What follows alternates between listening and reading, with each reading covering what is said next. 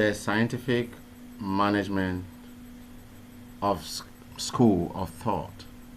The scientific management school of thought.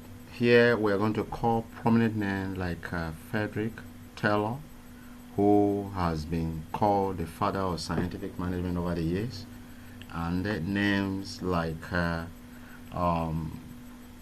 scientists who look at management as a way of doing a better job in the system. That's exactly what we're going to achieve in the next slide.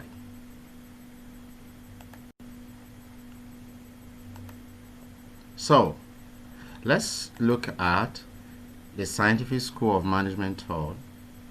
It was Frederick Winslow Taylor's idea in 1911 that management should be approached scientifically, and this major postulation includes: 1. It's possible to establish the most effective way of carrying out any assignment, and effort should be made in interest of efficiency. And number 2, if workers are to put their best at work, train them and thereby help them to acquire the requested experience and skill for effective performance of their job.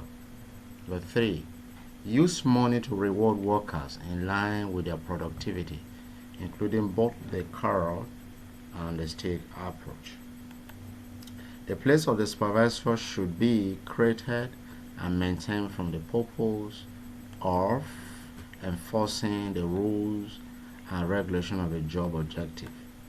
Guide against supervision, which is a way of getting away from the normal routine to individuals' personal life.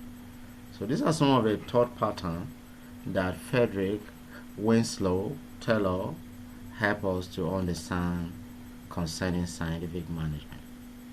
Other names that we are going to look out for is Frank Gilbreth and Lillian Gilbreth.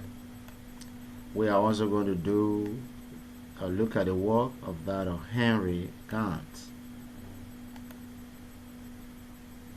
Frederick Gilbreth and Lillian Gilbreth developed a technique called the bricklaying techniques. And the emphasis was on the need to avoid wastage or wasteful movement by achieving this through motion study.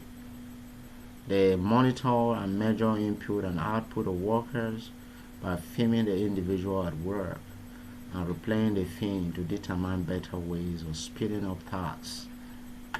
That's exactly what they did in their concept, which is called the bricklaying techniques.